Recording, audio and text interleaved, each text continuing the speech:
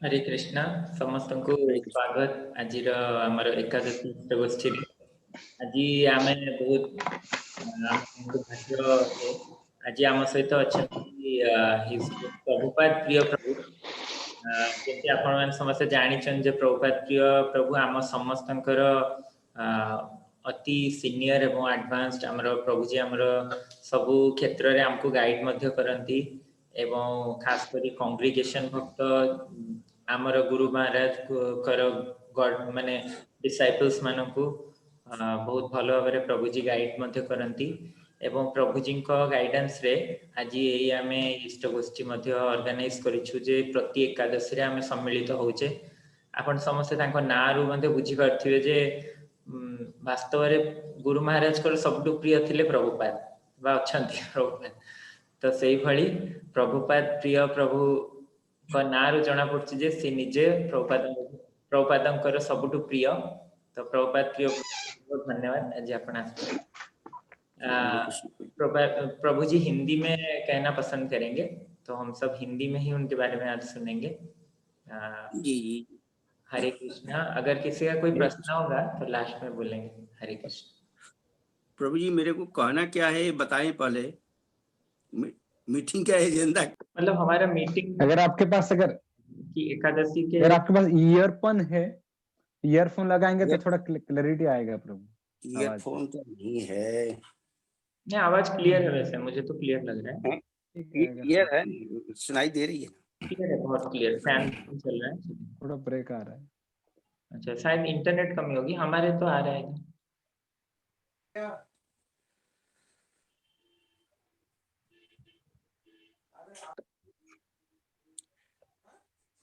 आप लोगों के आशीर्वाद से और गुरु महाराज के आशीर्वाद से आप लोगों के सामने उपस्थित हूँ और आप लोगों के आदेश से 2 शब्द बोलने की कोशिश कर रहा हूँ।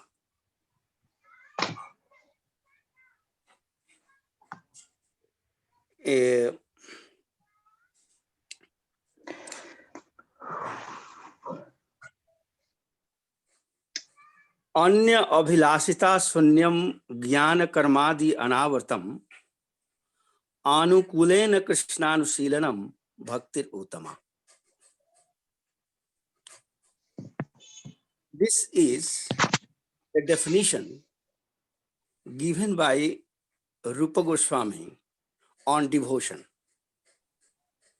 डिवोशन क्या है, भक्ति क्या है, उसके कितने कंपोनेंट्स होते हैं, क्या क्या कंपोनेंट्स होते हैं, बड़ा ही एक जो जैसे किसी चीज को मापी जाती है कि यह 5 फीट है, यह इसमें ये चीज है, इसमें ये चीज है, वैसे ही भक्ति को रूप गोस्वामी ने बड़ा ही ऑब्जेक्टिव तरीका से डिफाइन किया है।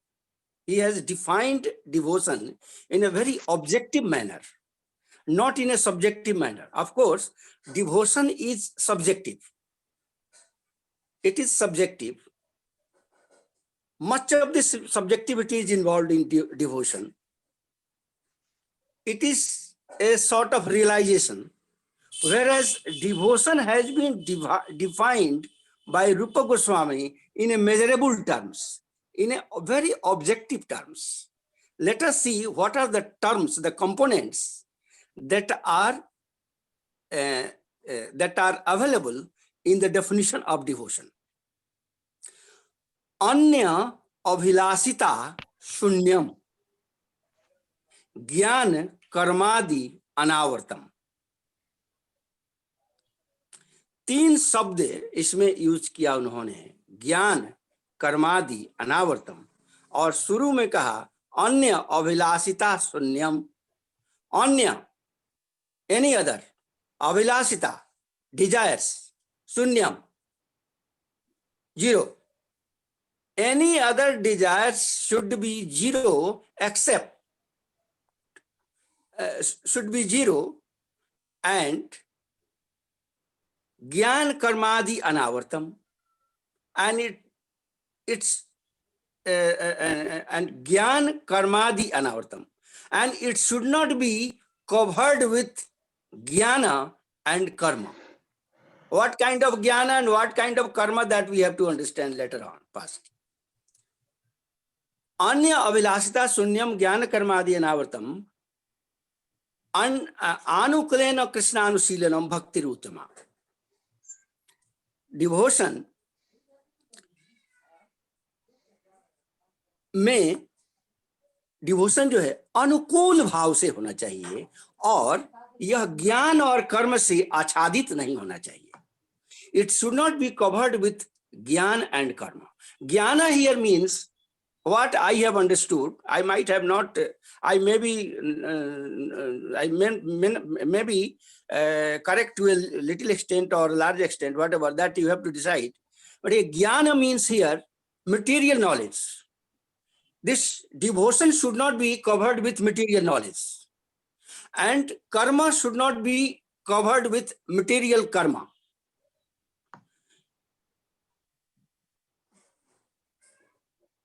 Material karma, material activities, and material knowledge. This should be free from material knowledge and material activities, and there should not be any material desires during material desires as far as devotion is concerned. So, for devotion, I am just trying my best to give some words, a little explanation of this sloka. So, we as devotees, we consider, but we are actually, I don't think that we are devotees. Hare Krishna Prabhu. Hare Krishna Prabhu. Sorry मैं आपको बीच में रोक रहा हूँ. आप थोड़ा हिंदी में address कर सकते हैं, ज्यादा डिवोटीज इंग्लिश में. हाँ.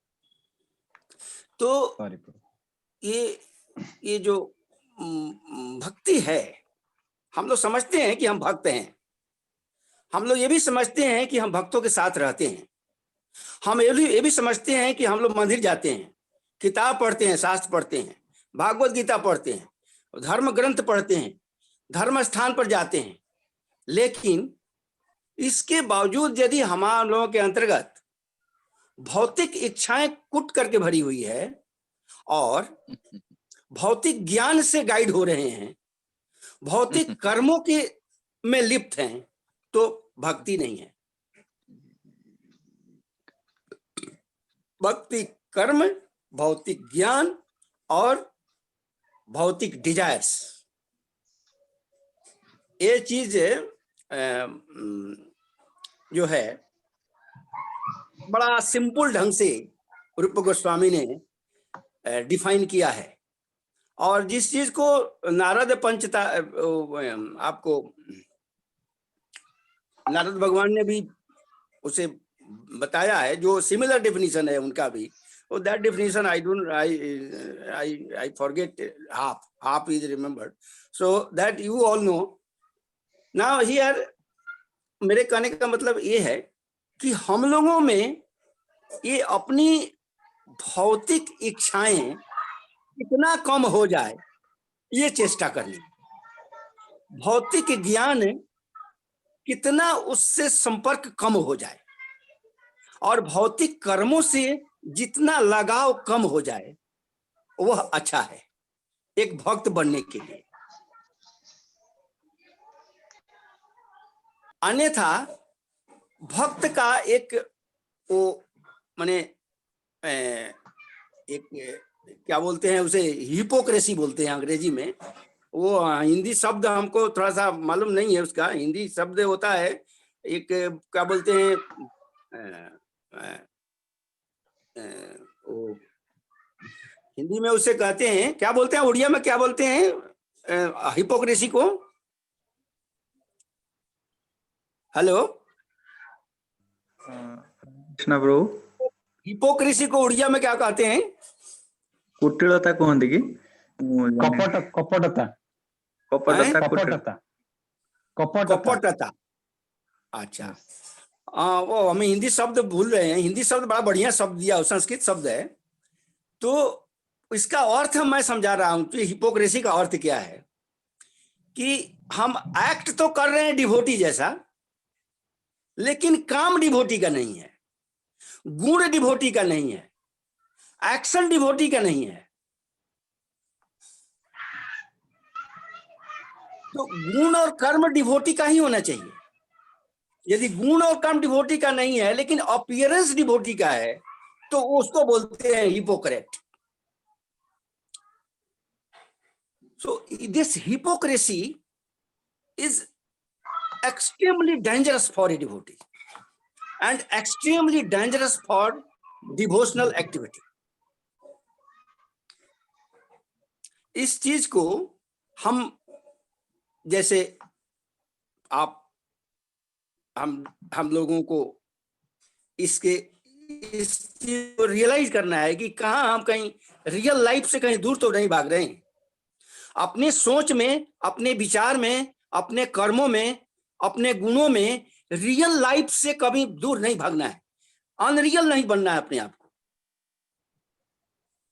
What I am, I should present there as it is, not it. Prabhupada ji ने भागवत गीता को, देखिए हम लोगों को ये ज्ञान लेना चाहिए कि प्रभुपाद जी ने भागवत गीता को एज इट इज रूप में रखा। उसमें किसी प्रकार का हिपोक्रेसी नहीं है। अन्य लोगों की कमेंट्री पढ़ेंगे, भगवान कृष्ण को गायब कर दिया, सब बात बोल रहा है, दुनिया भर का बात, साइंस का बात भी बता रहा है, ये दुनिया भर का बात, लेकिन उसमें भगवान की बात नहीं बोला। That is hypocrisy. उसमें भगवत बात कही गई है, भगवान ने बोली है भगवत गीता को, और उसको उसी रूप में किया जाना चाहिए जिसको ठीक ठीक किया है। Absolutely correct as it is he has presented. किसी प्रकार का उसमें जो है बनावटीपन नहीं है, किसी प्रकार का उसमें जो है छद्म भाव नहीं है, रियल भाव है। तो उसको बोलते हैं कि यहाँ हिपोक्रेसी नहीं है, वहां रियलिटी है, वास्तविकता है, नेचुरलनेस है, तो प्राकृतिक भाव जिसे बोलते हैं प्रकृति भाव, उसमें कोई अप्राकृत भाव नहीं। अप्राकृत मतलब कि यहाँ ट्रांसेंडेंटल से मतलब नहीं है, प्रकृति मतलब कि नेचुरल, किसी प्रकार का बनावटीपन नहीं, आर्टिफिशियलिटी नहीं है उसमें। तो ये चीज जो है हम लोगों को एक अंदर में वही चीज जो हम हैं अंदर में, बाहर भी वही चीज हो, ये भक्तों के लिए बहुत ही जरूरी है।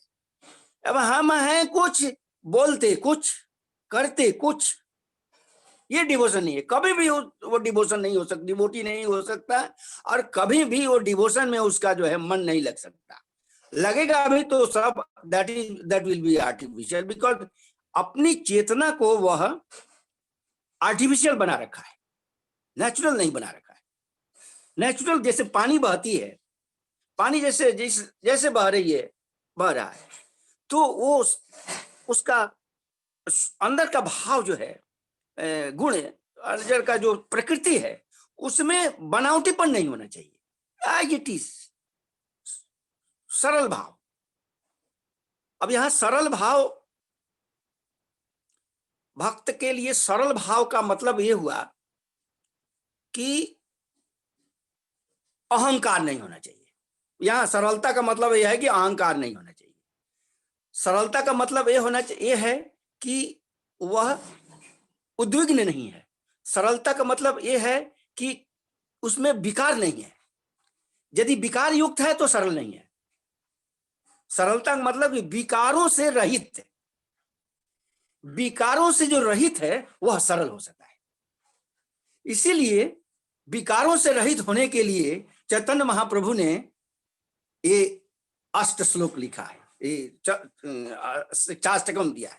चेतो दर्पण मार्जनम भव महादवाग्नि निर्वापणम श्रेय कैरव चंद्रिका वितरणम विद्यावधु जीवनम आनंदम बुद्धिवर्धनम प्रतिपदम पूर्ण अमृत आस्वादनम सर्वातस्तपनम परम विजयते श्री कृष्ण संकीर्तन। ये कृष्ण की संकीर्तन ही हम में सभी में सरलता ला सकता है। ये श्री कृष्ण संकीर्तन ही हमारी चेतना को शुद्ध कर सकता है। जब तक हमारी चेतना शुद्ध न हो सरलता कभी नहीं आ सकती। जब तक चेतना शुद्ध न हो प्रकृति भाव में नहीं आ सकते। जब तक चेतना शुद्ध न हो अहंकार रहित नहीं हो सकते। जब तक चेतना शुद्ध नहीं हो हम इच्छा विहीन नहीं हो सकती, भौतिक इच्छाओं से दूर नहीं हो सकते। तो इसलिए चैतन्य महाप्रभु ने ऐसी दवा दी है इस शिक्षाष्टकम के प्रथम श्लोक में कि जिस व्यक्ति इस जो दवा को ग्रहण कर ले उसका जीवन सफल हो जाए। Hare Krishna Prabhu ji, thank you so much. I would like to stop here because a lot of things are to be done. हरे कृष्णा। हरे कृष्णा प्रभु जी। हूँ रमा एकादशी ये एकादशी कारण समस्त हम जानिबा दरकार जे एकादशी टा किभली पालन करा जाए। कारण एकादशी रो नियम रही जे दशमी दिन ठारू गोटे माने यही विषय में आगुरी थे आलोचना करथिले जे व्रत मध्य सब एकादशी व्रत श्रेष्ठ एवं ये जो गर्गमुनि पचारि गर्गमुनि कहउछन्ती यार उत्तर जे एकादशी सब श्रेष्ठ केमती से एकादशी टा किभली पालन करा दरकार। वज्रनाभ को कहउछन्ती एकादशी किभली पालन करा दरकार, कोन खाइबा दरकार, कोटा फर्स्ट क्लास एकादशी। तेणु गुरु महाराज एकादशी बहुत स्ट्रिक्टली ये करती कहते जे ना एकादशी माने नुह जे आम गोटे फिस्ट कर ये करवा तार बहुत गुरु महाराज ये रही। गुरु महाराज एकादशी बहुत समय फास्टिंग करते, पूरा फुल फास्टिंग। मुझा के माने मु थरे एकादशी रे मायापुरी थी गुरु महाराज मुझे गुरु महाराज प्रसाद गुरु महाराज किसी माने गुरु महाराज रूम रोषे ना कौन ना गुरु महाराज फास्टिंग मुझे जान नी गुरु महाराज पूरा फुल फास्टिंग करते किसी एकादशी रे। तेणु ए विषय ये वर्णना करे जे एकादशी जदि आमे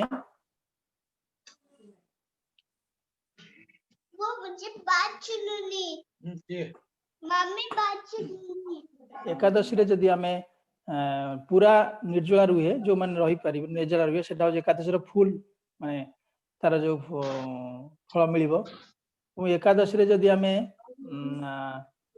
जलपान करे ताले तार किछिटा कम माने कम या प्राप्त होगा एवं जब एकादशी फल खाए ताले हमर अधा मिलियो। तेणु ये खाइबार भी माने नियम अछि। ब्रजनाभ पचारुछन्ती जे फलं हारंस कुर्वन्ति जे नरा हरिवासरे तेसां गतिं किं भवति तन्नो वर्णय विस्तारात्। माने जे कहउछन जे फल जे माने फल खाइ के एकादशी करन तांकर गति कोन हुए। तो फल खाइ के जो माने एकादशी करन्ति से माने हाफ मिले, माने फल को है गोटाए थर खाइबो। फल माने नुह जे आमे जेतमे सेतले खाइबा, फल गोटाए थर खाइ के करबा। एवं पानी जो माने पी गिरी करिवे से माने पानी 2 टाइम पीबे, 2 थर बिना ने पानी पिउछ माने सब बेले पिउ। पानी जदी पीबा ताले माने 2 थर पीबा। तेणु एटा हो जे एकादशी बहुत स्ट्रिक्टली रही छी। तेणु प्रभुपाद हमको माने ये करछन जो माने शरीर असुस्थ रही छी, जो माने ये रही छी से माने 12टा पर्यंत फास्टिंग करिवे तापर से माने प्रसाद ग्रहण करि परिवे। तेणु स्थान काल पात्र अनुसार हमको यही विचार आम से जाना दरकार जे कोटा ये से अनुसार हमको ये करा पड़ो। स्थान काल पात्र अनुसार से हमको व्यवहार करा पड़ो। तेणु ये एकादशी अत्यंत माने गुरुत्वपूर्ण थी। हसीरा कह जाए हरिवासर भगवान अत्यंत प्रिय तिथि। तेणु एकादशी दिन समस्ते एकादशी महिमाटा पढ़ा दरकार, एकादशी महात्मा। तेणु एकादशी महात्मा आज आज जो रमा एकादशी रे कह जाउछि, रमा एकादशी रे जने मु संक्षेप रे शॉर्ट रे कहि दउछि जे जने राजा तांकर नाम तिला जे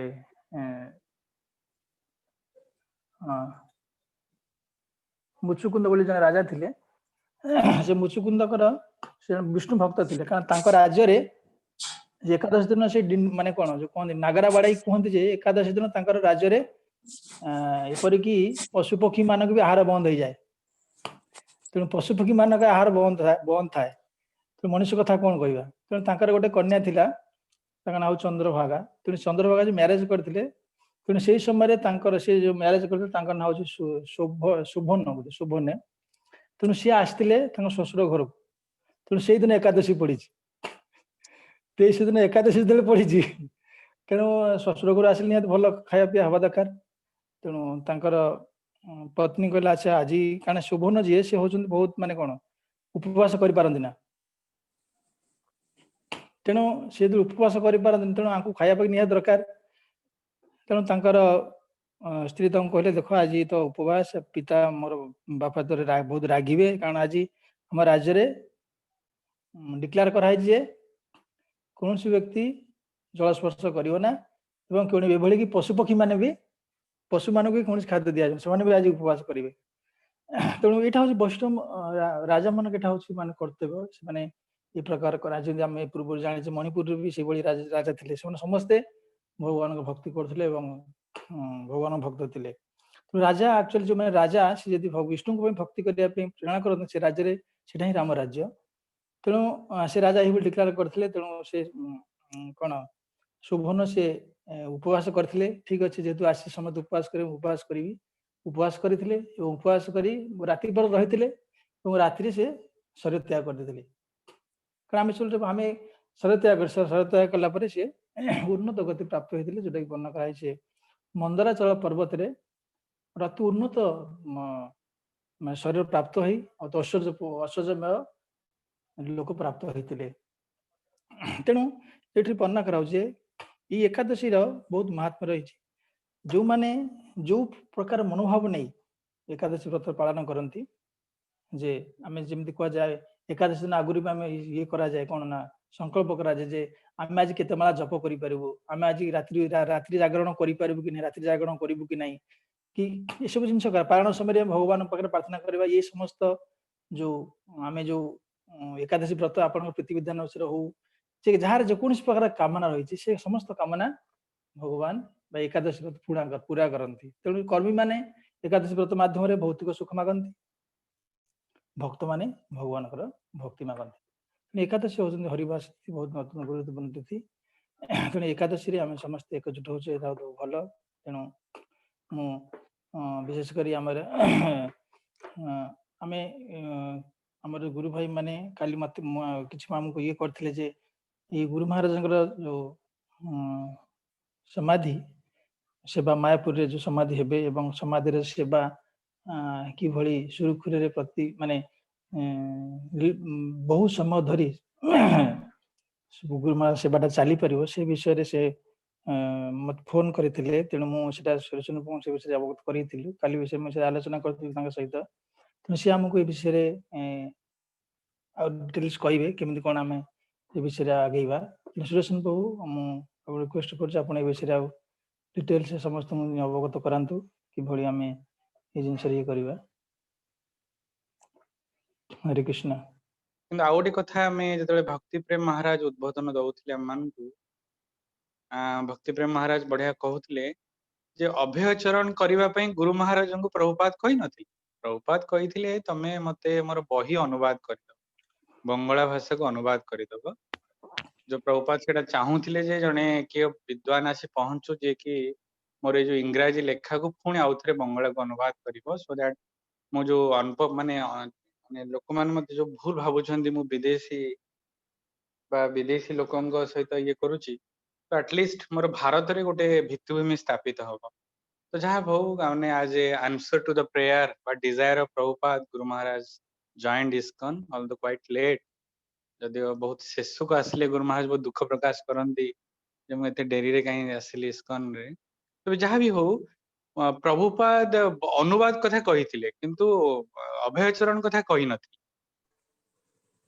तो किंतु गुरु महाराज निज जीवन देके अभयचरण बनइले माने निर्माण कले गुरु महाराज made Abhaycharan with all his resources in the service Hare Krishna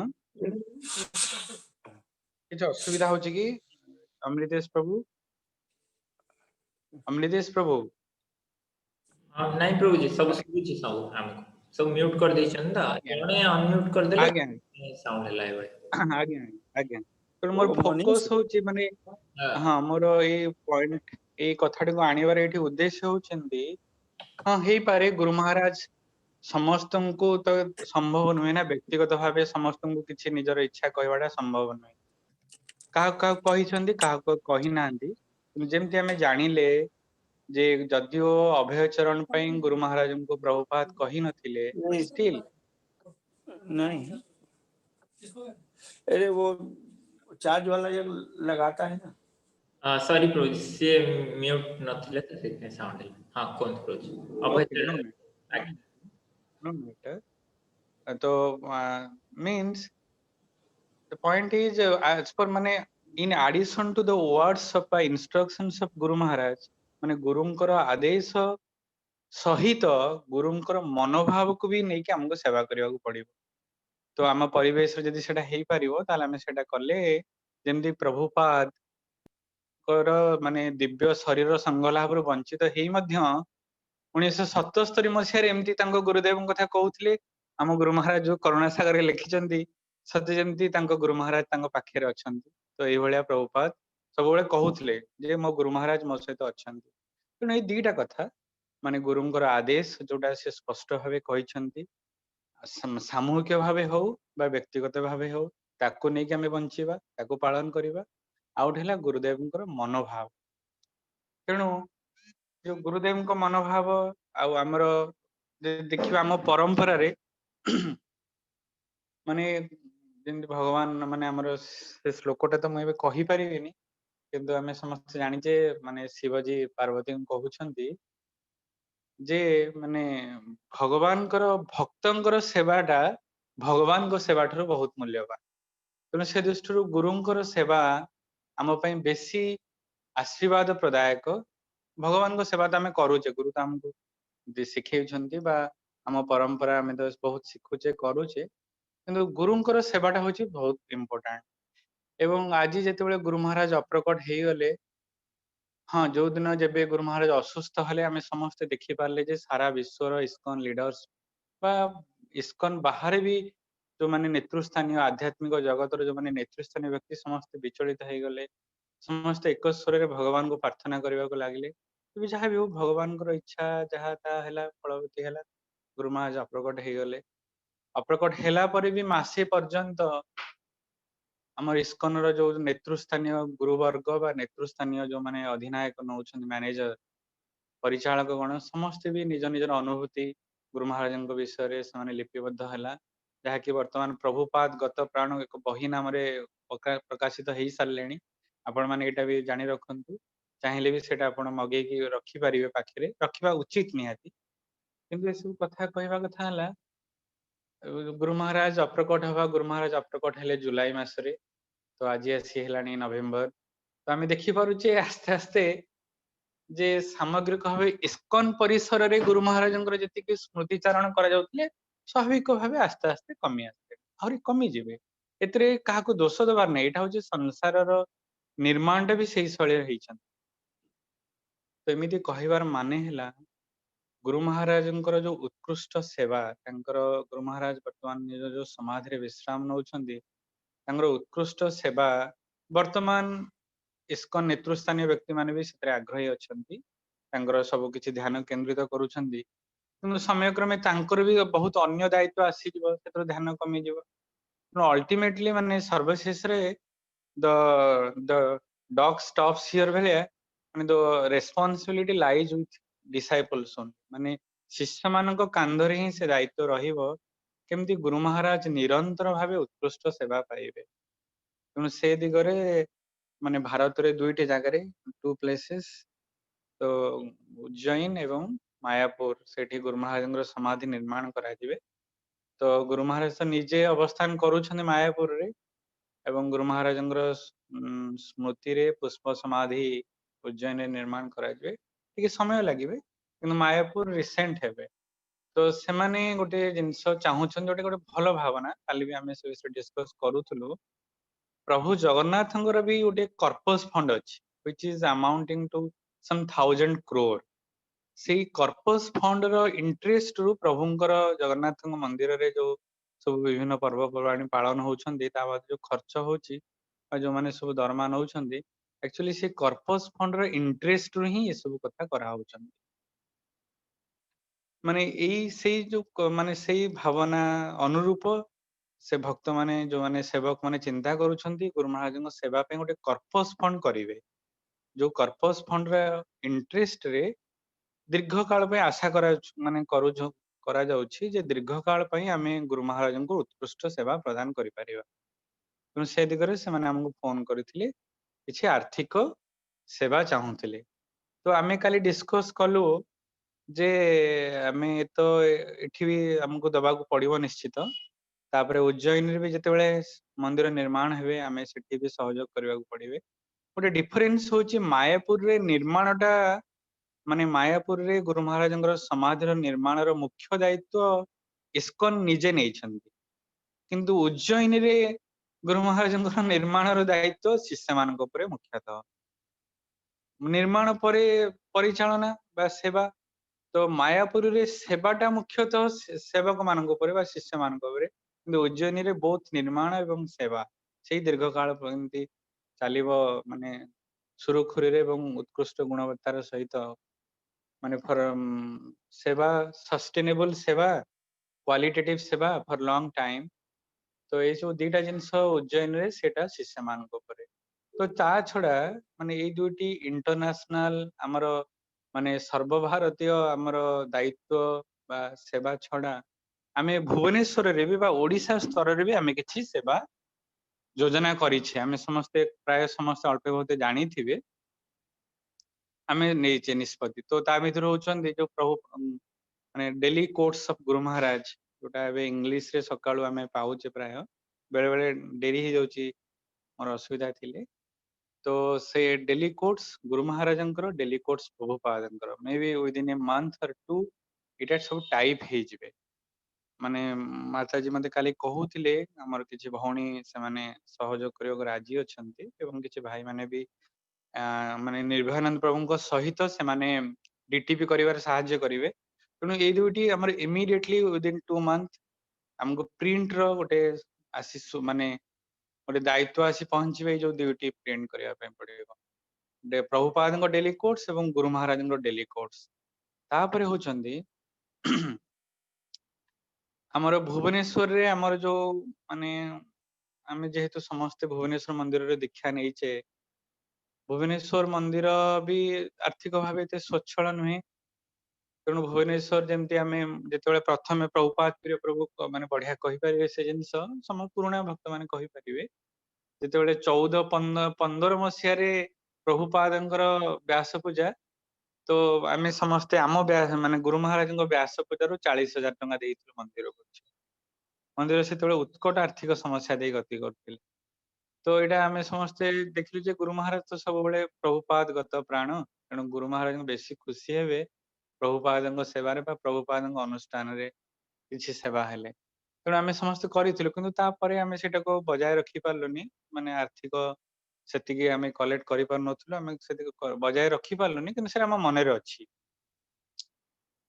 ता छडा हमर सब गोटे बड़ प्रोजेक्ट आमे बे हातुक नै छे गुरु महाराजंकर मनोभाव जेमति आमे कथा हेले जे गुरु महाराजंकर बाणी जहा इंस्ट्रक्शन हमको प्रत्यक्ष भावे हो बा परोक्ष भावे हो अछि ता छडा गुरु महाराजंकर मनोभाव गुरु महाराज जति के कष्ट करी के अभयचरण बनै छंदी बा निर्माण करी छंदी तो सेटा तो हिंदी भाषा रे और इंग्लिश भाषा रे बहुल प्रसारित हेइ छंदी एक्चुअली आउथर भी हवा उचित आमे देखिबा किए ताको बुझु छंदी आमे कथा हवा तांको भी से दिगरे अनुरोध करबा आउथर भी अभयचरण प्रसारित हवा उचित जेमति एबे महाभारत आ रामायण मोदी सरकार कले लॉकडाउन समय रे सो दैट जो नुआ जेनरेशन लोक जो माने रामायण कहार विषय रे भी कॉलेज पिला कहि परना वर्तमान एते लज्जाजनक भारतर शिक्षा व्यवस्था तथाकथित हमर अमृतेश प्रभुଙ୍କ पिलामाने परिंगा पिलामाने माने व्यतिक्रम माने जहा हो जीवन रो उद्देश्य बा भारत भूमि रे जन्म होवार प्रकृत उद्देश्य साधित करिके माने आगे आसिले किंतु मु तो एमती हजार हजार स्टूडेंट प्रति वर्ष मोर बाहर छंदी देखले बहुत दुख लागुची जे माने रामायण चरित्र रे कोन कोन घटी भी कहि परिबे भगवान राम कर चारि भाई को ना भी इंजीनियरिंग पिला माने कहि परिबे अमृतेश प्रभु या कि नहीं कहले आज्ञा हरे कृष्ण अमृतेश प्रभु हां प्रभु जी तेणु एटा माने एतिकी माने भारतर शिक्षा व्यवस्था रो परिणाम स्वरूप एतिकी डिग्रेड हे गलानी हम समाज तेणु अभयचरण आउथरे एक्चुअली इंग्लिश रो बा हिंदी रो हो से भी चलिबा उचित तबे जहा भी हो सेटा हम हाथ रे नहीं କିନ୍ତୁ ଆମେ ଗୋଟେ ମାନେ ଗୁରୁ ମହାରାଜଙ୍କର ପ୍ରେରଣାରେ ହୃଦୟରେ ଥାଇକି ତାଙ୍କର ପ୍ରେରଣାରେ ଆମେ ଗୋଟେ ସଂକଳ୍ପ ନଉଛେ ଯେ ଅଭୟ ଚରଣକୁ ଆମେ ଓଡିଆରେ ଡବିଂ କରିବୁ। ଯେମିତି ଟିଭିରେ ସାଇ ଚରିତ୍ର ଚାଲିଛି, ବୁଢା ବୁଢୀ ଖାଲି ସବୁ ଜୟ ସାଇ ହଉଛନ୍ତି।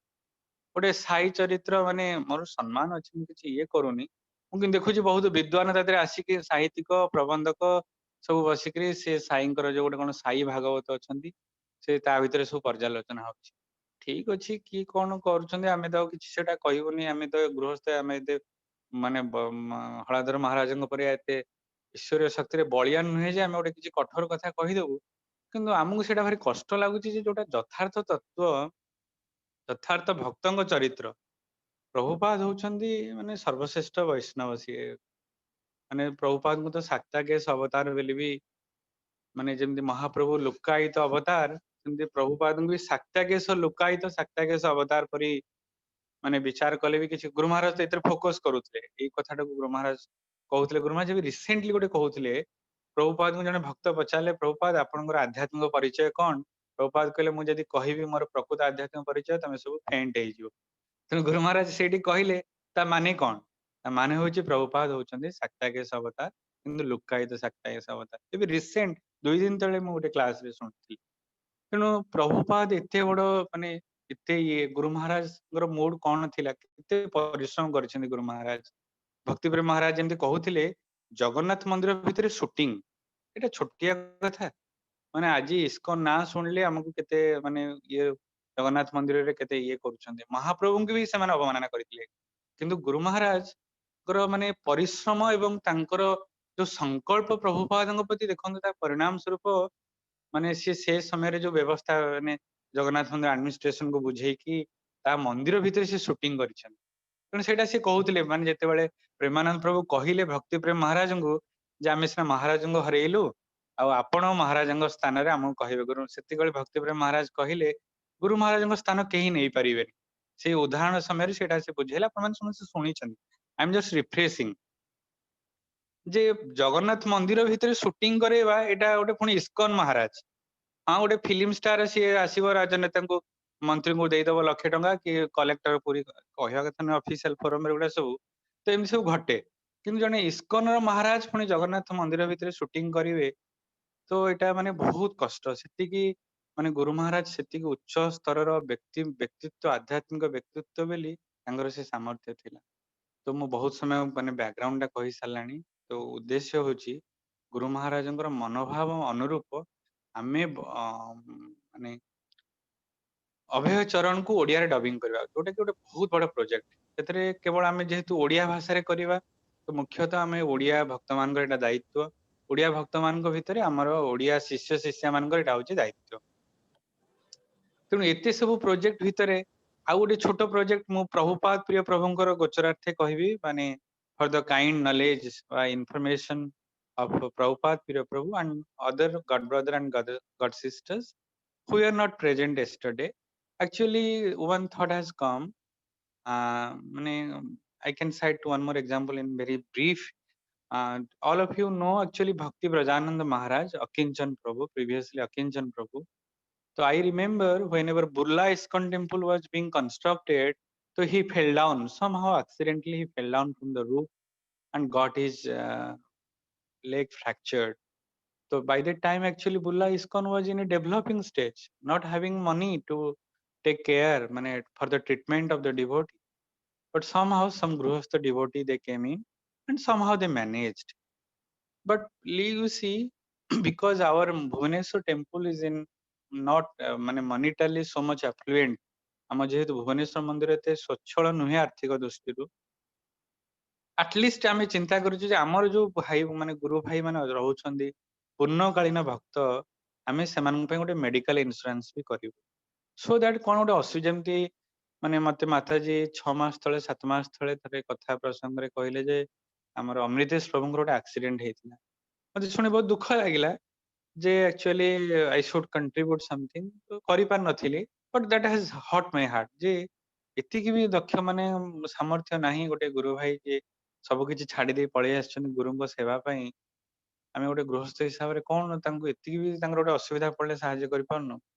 तो ସେଇ ଯୋଉ ଜିନିଷ ସବୁ ଭାବିଲା ପରେ ଆମେ ମାତାଜୀ ଏବଂ ଆମର କିଛି ଭକ୍ତ ଉଜ୍ଜଳ ନୀଳମଣି ପ୍ରଭୁ, ରସିକ ଶେଖର ପ୍ରଭୁ ଆଉ ଥିଲେ ଭକ୍ତମାନେ ସନ୍ତୋଷାନନ୍ଦ ପ୍ରଭୁ, ଆମେ ସମସ୍ତେ ନିଷ୍ପତ୍ତି ନେଇଛୁ ଯେ ଆମେ ଆମର ପ୍ରଥମ ପଦକ୍ଷେପରେ ଆମେ ଆମର ଗୁରୁ ଭାଇ ମାନଙ୍କର ମେଡିକାଲ ଇନ୍ସୁରାନ୍ସ କରିବୁ ଏବଂ ପରବର୍ତ୍ତୀ ସମୟରେ ଆମେ ଦେଖିବୁ ଭୁବନେଶ୍ୱର ମନ୍ଦିରର ଗୁରୁ ମହାରାଜ ଯେହେତୁ କହିଛନ୍ତି ଯେ ତମେ ଏଇଠି ଦୀକ୍ଷା ନେଇଛ, ତମେ ଭୁବନେଶ୍ୱର ମନ୍ଦିରକୁ ସବୁବେଳେ ସାହାଯ୍ୟ କରିବ, ତ ଆମେ ପ୍ରଥମ ସାହାଯ୍ୟ ହବ ଯେ ଯୋଉ ଭକ୍ତ ମାନଙ୍କର କେମିତି ଗୋଟେ ସିକ୍ୟୁରିଟି, ମାନେ କୃଷ୍ଣ ତ ତାଙ୍କ ଦାୟିତ୍ୱ ନେଇଛନ୍ତି, କିନ୍ତୁ ଆମେ ସେବକ ହିସାବରେ ଭଗବାନ କୃଷ୍ଣଙ୍କୁ ମନୋଭାବ ଅନୁରୂପ ଆମେ ବି ଗୋଟେ ଯେହେତୁ ସମସ୍ତେ ଭୌତିକ ଦୁନିଆ ରହୁଛନ୍ତି, ବାହାରେ ପ୍ରଚାରରେ ଯାଉଛନ୍ତି, ଆଜିକାଲି ସବୁ ରାସ୍ ଡ୍ରାଇଭିଂ ଘଟୁଛି ବା ମାନେ ବହୁତ କ୍ଲାଇମେଟ ଚେଞ୍ଜ ହଉଛି, କ୍ଲାଇମେଟ ପଲ୍ୟୁଟେଡ, ଲୋକମାନଙ୍କୁ ବିଭିନ୍ନ ଅସୁବିଧା ହଉଛି, ମେଡିକାଲ ହେଲ୍ଥ ଇସ୍ୟୁ ହଉଛି, ମନ୍ଦିର କୋଉଠୁ ଏତେ ପଇସା ଆଣିବେ, ତେଣୁ ଆମେ ହେଲ୍ଥ ଇନ୍ସୁରାନ୍ସ କରିବୁ। ପ୍ରଥମ ବର୍ଷରେ ଆମେ ଆମ ଭାଇ ମାନଙ୍କର କରିବୁ,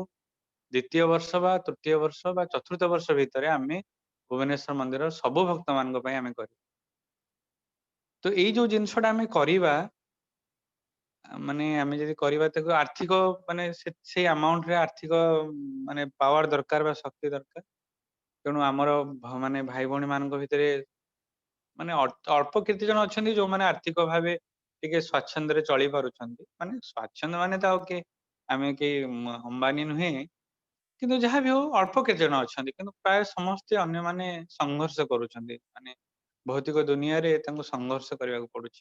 ତେଣୁ ଆମେ ସେଟା ଜାଣିଛୁ, ତେଣୁ ଆମେ କଦାପି ଆର୍ଥିକ ଭାବେ ହଠାତ୍ କାହା ଉପରେ ବୋଝ ହବାକୁ ଚାହୁଁନୁ, ମାନେ ସେ ବୋଝ ମାନେ ଆର୍ଥିକ ଭାବେ ସେ ବୋଝ ମାନେ କଷ୍ଟ ପାଇଲେ ସେ ସାଧନା କେମିତି କରିବେ, ଜପରେ ଆନନ୍ଦ ନେଇପାରିବେ, ତେଣୁ ଆମେ ତ କଦାପି ଚାହିଁବୁନି ଯେ ଆମ ଭାଇ ଭଉଣୀ ମାନେ ଜପରେ ଆନନ୍ଦ ମାନେ କଷ୍ଟ ପାଆନ୍ତୁ ବା ଗୋଟେ ଆର୍ଥିକ ବୋଝକୁ ନେଇକିରି ସେମାନେ ମନରେ ବୋଝ ଚାପଗ୍ରସ୍ତ ହୁଅନ୍ତୁ।